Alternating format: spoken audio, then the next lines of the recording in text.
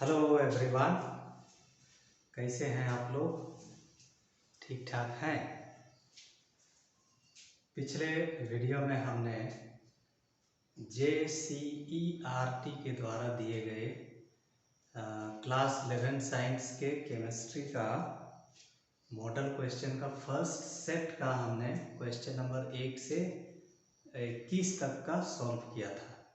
आज हम उससे आगे के प्रश्नों को हल करेंगे। ओके, क्वेश्चन नंबर 22 है। ठीक है, 22 को अभी छोड़ देते हैं क्योंकि इसको सॉल्व करना पड़ेगा। ओके, 23 है। The displacement of electrons in a multiple bond in the presence of attacking reagent is called. Option number A है इंडक्टिव इफेक्ट, बी है इलेक्ट्रोमैग्नेटिक इफेक्ट, सी है रेजोनेंस और डी है हाइपर कॉन्जुगेशन। ओके, तो ये एक्चुअली है inductive effect, electromagnetic effect, resonance, hyperconjugation. ये होता है movement of electrons in organic compound. तो displacement of electrons in a multiple bond in the presence of attacking reagent को बोलते हैं इलेक्ट्रोमैग्नेटिक इफेक्ट। तो बी नंबर है सही answer. Next, the reaction in which CH3 3 times CBr, ठीक है, ये है टर्शियरी ब्यूटाइल ब्रोमाइड का हाइड्रोलिसिस होता है, तो टर्शियरी ब्यूटाइल अल्कोहल बनता है। ये किस प्रकार का रिएक्शन है? ये तो देखने से ही पता चल रहा है, ब्रोमीन का विस्थापन OH के द्वारा हो रहा है, मतलब ये सब्स्टिट्यूशन रिएक्शन है। ठीक, अब आईपैक नेम क्या होगा इसका? 25 नंबर सवाल है। तो सबसे पहले क्या करते हैं, आईपैक नेम लिखने का फर्स्ट रूल है select the longest continuous carbon chain containing the functional group और द सब्स्टिट्यूएंट्स। दूसरा स्टेप होता है number the carbon atoms of the selected chain such that the carbon containing the functional group or the substituent gets the lowest possible number। उसके बाद third rule है कि write the name of the compound indicating the position of the functional group or the substituent। तो यहाँ तो functional group तो नहीं है, substituent है। ओके, ठीक है, तो हम लोग कार्बन चेन सेलेक्ट करेंगे 1 2 3 4 5। ओके, 1 2 3 4 5 6 ये वाला चेन अगर हम सेलेक्ट करते हैं तो 6 कार्बन वाला चेन मिलता है। ओके, ये अल्कीन को लाना है उस ग्रुप में, अगर इधर जाते हैं तो 1 2 3 4 5 5 ही कार्बन का होता है, तो हमारा नंबरिंग होगा। ओके, दूसरा लिंक से करते हैं, होगा 1 2 3 4 5 6।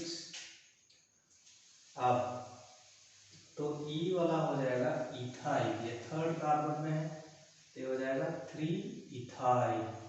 अब ये डबल बॉन्ड कार्बन नंबर 2 से बिगिन हो रहा है तो इसका नाम हो जाएगा 3 इथाइल 2 हेक्सीन या 3 ethyl hex 2 in. Option number A. Okay, question number 26। Which of the following is an electrophile? H2O, NH3, AlCl3, C2H5, NH2। Okay, तो सबसे पहले तो जानना होगा कि इलेक्ट्रोफाइल्स क्या होते हैं। इलेक्ट्रो मतलब electrons, negatively charge species. File, file आया है फिलिया, फिलिया मतलब होता है लव, फोबिया मतलब डर। सो स्पीशीज विच हैव लव और अफिनिटी फॉर नेगेटिव चार्ज और फॉर इलेक्ट्रॉन्स, तो इसको ऐसे डिफाइन करते हैं the negatively charge species.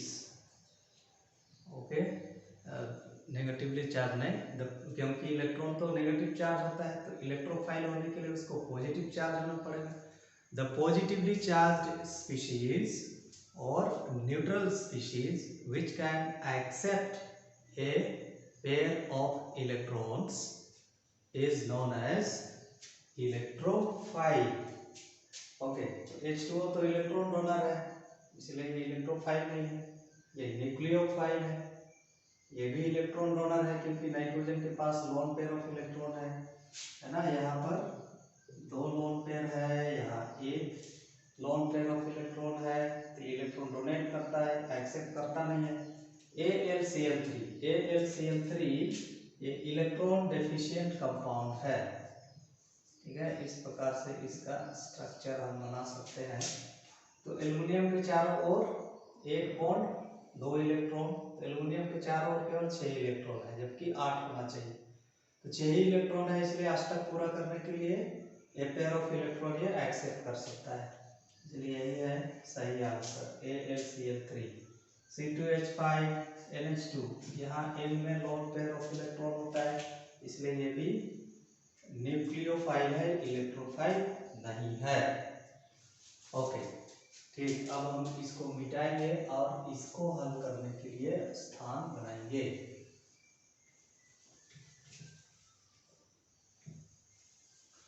Okay, तो सवाल है 4.4 gram of A gas at STP standard temperature and pressure occupies a volume of 2.24 liter.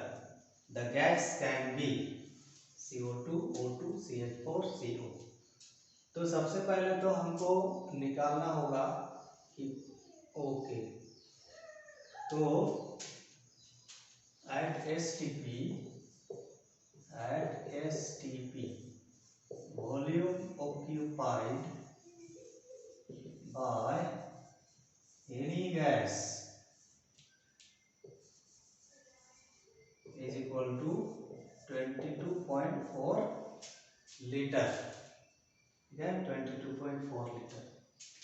तो यहाँ इसका है 2.24 लीटर, तो number of moles in 2.24 litre ये बराबर होगा, मास के टर्म में नंबर ऑफ मोल्स होता है मास बाय मोलर मास, तो यहाँ हो जाएगा V1 volume by the volume occupied by 1 मोल, ये हो जाएगा 22.4, ठीक है। तो ये होगा 224 बाय 224, दशमलव हटा रहे हैं, इंटू इसका दशमलव हटाएंगे उसका इधर आ जाएगा 100 और इसका हटाएंगे उसका चला जाएगा 10 ऊपर, ये कट गया, ये कट गया, तो 1/10 बराबर 0.1।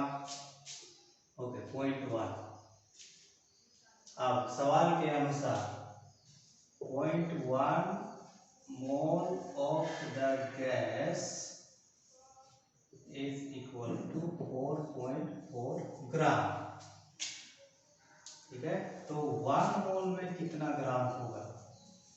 1 मोल ऑफ द गैस ये बराबर होगा 4.4 इंटू 0.1, ओके, इंटू 1/0.1, तो ये हो जाएगा 44 ग्राम, ओके 44 ग्राम।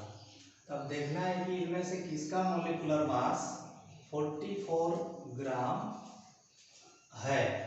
ओके, तो जैसे अगर हम CO2 का निकालें तो ये हो जाएगा, एक कार्बन का 12, फिर 2 ऑक्सीजन है यहाँ, 2 गुना 16, तो होगा 12 + 32 बराबर 42 ग्राम, ठीक है, 42 ग्राम पर मोल।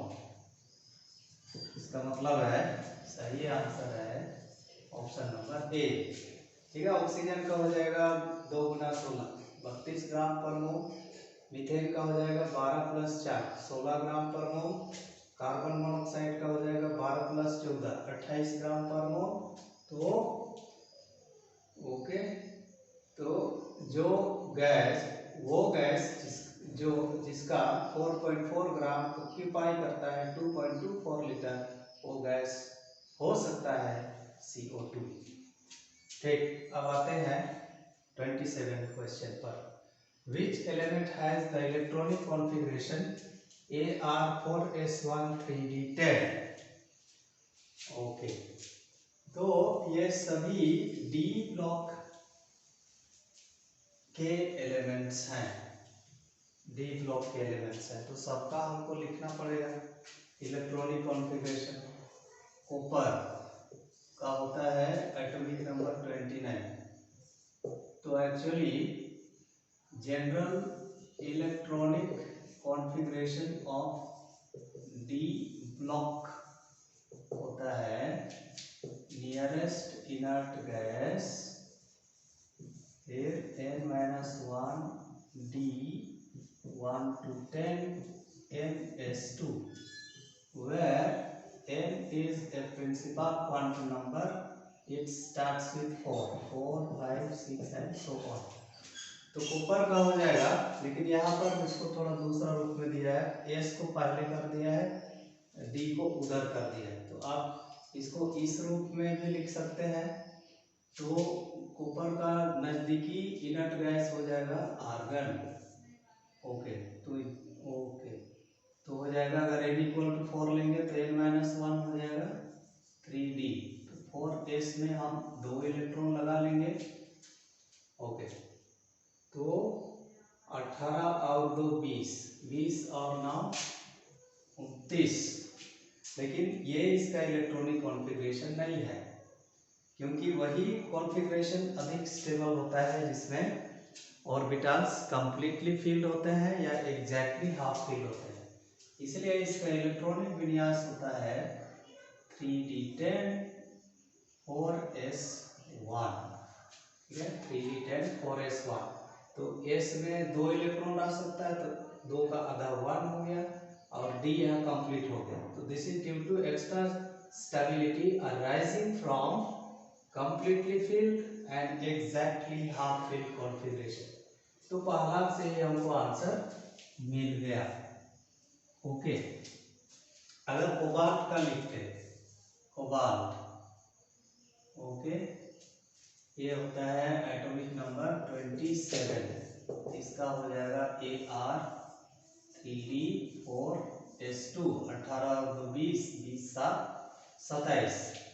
अगर क्रोमियम का लिखते हैं एटॉमिक नंबर 24, ये होता AR3D, पहले S में लगा लेंगे, 18 तो 20, 20 4 24। ये भी नहीं होता है इसका ऑक्सीडेशन, इसका इलेक्ट्रॉनिक कॉन्फ़िगरेशन। ठीक है, तो इसका इलेक्ट्रॉनिक कॉन्फ़िगरेशन होता है 3D5 4s1। ओके, ये होता है extra stability arising due to exactly half filled configuration. इसलिए एग्जाम में आपका या तो क्रोमियम का पूछा जाता है या कॉपर का पूछा जाता है। ठीक है, जैसे कि यहाँ पर कॉपर का पूछा गया। अगर हम आयरन की बात करें एटॉमिक नंबर 26, इसका इलेक्ट्रॉनिक कॉन्फ़िगरेशन हो जाएगा AR3D4S2, डी में बाद में लगाएंगे। आर्गन का 18 तो 20, 20 और 6 26, इस प्रकार से होता है। ओके, ठीक। Next, the order of carbocation stability is. तो ये ऑर्डर होता है, सबसे कम होता है मिथाइल ग्रुप का, फिर उसके बाद प्राइमरी कार्बोकेटायन, फिर सेकेंडरी, फिर टर्शियरी। ओके, तो ये मिथाइल ग्रुप हो गया, ये प्राइमरी कार्बोकेटायन हो गया, ये हो गया सेकेंडरी कार्बोकेटायन, ये हो गया टर्शियरी कार्बोकेटायन। तो ऑप्शन नंबर ए सही है। अब the basis of modern periodic classification is. Modern periodic law, आधुनिक आवर्त नियम बोलता है कि तत्वों के भौतिक एवं रासायनिक गुण उनकी परमाणु संख्याओं के आवर्ती फलन होते हैं। The physical and chemical properties of elements are the periodic functions of their atomic numbers. तो आंसर हो जाएगा A number. Next, CH3O CH3 and CH3CH2OH R। ठीक है, तो इनका मॉलिक्यूलर फॉर्मूला दोनों का एक ही है, C2H6O, लेकिन इसमें क्या है, इनका स्ट्रक्चर अलग है और फंक्शनल ग्रुप अलग अलग है। तो वैसे organic compounds, the organic compounds which have same molecular formula but differ with respect to the functional group are called functional isomers। तो यहाँ ईथर ग्रुप है या अल्कोहल ग्रुप है, तो ये है functional isomers। Okay, next the general electronic configuration of alkali metals is, ठीक है, अल्काली मेटल्स ग्रुप वन के मेटल्स को अल्काली मेटल्स बोलते हैं। तो उनका general electronic, okay, general outer electronic configuration यहाँ दिया हुआ है, वो होगा NS1। ओके, जैसे अगर ये हाइड्रोजन से शुरू होता है, इसका हो गया 1s1, lithium atomic number 3, 1s2, 2s1। Okay, उसके बाद आता है सोडियम, इसका होता है 1s2, 2s2, 2p6, 3s1। Okay, sodium के बाद आता है potassium, 1s2, 2s2, 2p6, 3s2, 3p6, 4s1। तो यहाँ पर n है प्रिंसिपल क्वांटम नंबर, ठीक है। यहाँ पर जो भी संख्या हम लिखते हैं लेफ्ट साइड में, ये सभी प्रिंसिपल क्वांटम नंबर्स हैं। प्रिंसिपल क्वांटम नंबर बताता है कि इलेक्ट्रॉन कौन सा शेल में है। 1 होता है k शेल के लिए, 2 होता है l शेल के लिए, 3 होता है m शेल के लिए, 4 होता है n शेल के लिए। तो यहाँ पर देखेंगे ना, जो वैलेंस शेल है, ठीक है, वैलेंस शेल है, ये है NS1, इसलिए हमारा आंसर हो गया ये। ठीक, अब आते हैं क्वेश्चन नंबर 33। क्वेश्चन, तो KO2 होता है पोटासियम सुपर ऑक्साइड,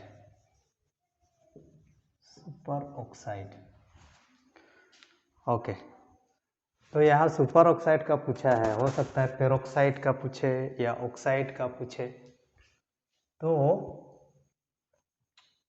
सबसे पहले जानना होगा ऑक्सीजन का, okay, oxidation state of oxygen in super oxides, ये होता है -1/2। Oxidation state of oxygen in पर ऑक्साइड्स, ये होता है -1। एंड इन अदर्स, अन्य में होता है oxidation state of oxygen equal to -2। तो ये सुपर ऑक्साइड है, ठीक है। तो ऑक्सीडेशन स्टेट, अननोन स्पीशीज का ऑक्सीडेशन स्टेट कैलकुलेट करने के लिए एकदम वेल सेट फॉर्मेट है, तो उसी के हिसाब से हमको बनाना है। तो वो है ना, पहले हम कोडिंग करेंगे। Let the oxidation state of potassium in KO2 be X। अब किसी भी मॉलिक्यूल में, कोई भी मॉलिक्यूल, ठीक है, तो इलेक्ट्रिकली न्यूट्रल होता है, मतलब positive charge is equal to negative charge. Positive oxidation state must be equal to negative oxidation state, इसलिए इसको हम 0 से इक्वेट करते हैं। तो K का तो हमने X मान लिया, यहाँ 2 है, ठीक है, ये हो जाएगा -1/2, दिस इज इक्वल टू 0। अब इसको x के लिए सॉल्व करेंगे, तो ये होगा x - 2/2 इक्वल टू 0। तो हो जाएगा x - 1 इक्वल टू 0, तो x इक्वल टू हो जाएगा +1। देयरफॉर अब इधर decoding, oxidation state of K in KO2 is equal to +1। Okay, तो हमारा करेक्ट ऑप्शन है C। अगर यही सवाल रहता, ओके, यही सवाल रहता, find the oxidation state of potassium in K2O2, तो हम ऑक्सीडेशन स्टेट ऑक्सीजन का लेते, पेरोक्साइड है ये, -1 लेते हैं यहाँ, 2 × -1, यहाँ के 2 बार है तो 2x -2 = 0, 2x = 2, x okay 2x = 2, x = 2/2, तो ये हो जाता 1, तो K2O2 में +1। ओके, अगर हमको कहता पोटासियम ऑक्साइड में पोटासियम का ऑक्सीडेशन स्टेट, ठीक है, पोटासियम ऑक्साइड में, तो हमने मान लिया पोटासियम का x, तो होगा 2x प्लस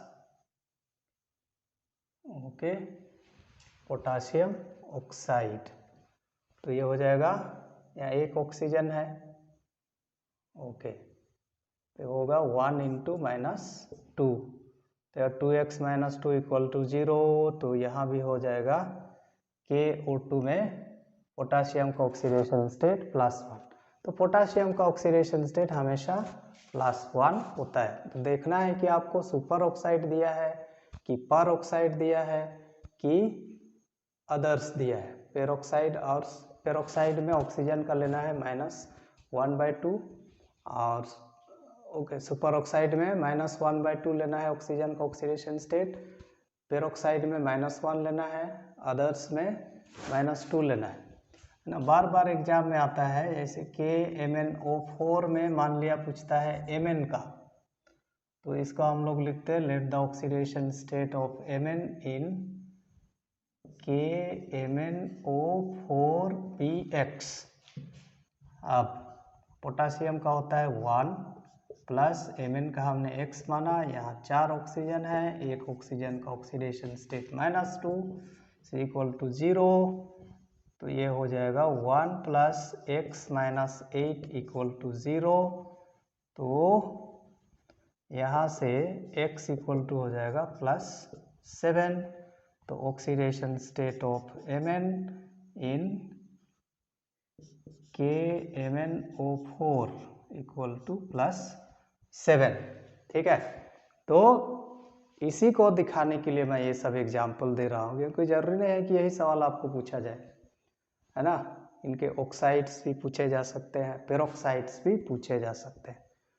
ओके, ऐसा ही होगा अगर पूछता है NaO2, sodium super oxide, sodium peroxide या सोडियम ऑक्साइड, तो सब में सोडियम का ऑक्सीडेशन स्टेट +1 है। यहाँ ऑक्सीजन का ले लेना -1/2, यहाँ ऑक्सीजन का लेना -1, यहाँ ऑक्सीजन का लेना -2। ओके, ठीक। Alkali metals react with oxygen और air to give acidic oxides, basic oxides, amphoteric oxides, none of this. तो अल्कली मेटल्स बोलते हैं ग्रुप 1 मेटल्स को, ठीक है, ग्रुप 1 मेटल्स को अल्कली मेटल्स बोलते हैं, ग्रुप 2 मेटल्स को अल्कलाइन अर्थ मेटल्स बोलते हैं। तो इनका रिएक्शन होता है एयर के साथ, तो ये ऑक्साइड बनाते हैं। सवाल है कि ये कैसा ऑक्साइड बनाते हैं। ओके, सोडियम ऑक्साइड, इसको हम बैलेंस कर देंगे, सोडियम ऑक्साइड। तो इनके ऑक्साइड्स को पानी में घोल देने पर बेस बनता है, ठीक है, बेस बनता है, और इसीलिए अल्कली मेटल्स के ऑक्साइड्स बेसिक होते हैं। अब नेक्स्ट, ये तो प्रैक्टिकल वाला सवाल है। Which colour is imparted to flame okay of okay by sodium. Sodium को हम जलाते हैं तो कौन सा फ्लेम निकलता है, ठीक है, तो ये फ्लेम होता है गोल्डन येलो, गोल्डन येलो। अब सोलवे प्रक्रम, Solvay's process is use to prepare sodium carbonate, sodium chloride, okay sodium carbonate 2 बार छपा गया है, sodium bicarbonate, sodium nitrate. Okay, तो सोलवेज प्रोसेस होता है सोडियम कार्बोनेट बनाने का मेथड। ओके, तो इस प्रकार से हमारा सेट 1 कंप्लीट हो गया। ओके, मुझे पता है कि आपका 11th का क्लास मुश्किल से 1 ही महीना हुआ है और इसलिए बहुत सारे कॉन्सेप्ट्स आपको नहीं पढ़ा पाए हैं।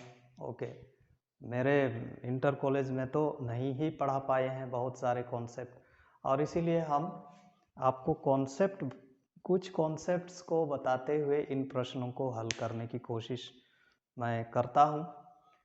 ओके, अदरवाइज इनको हल करने में मुझको हार्डली 10 मिनट लगेंगे।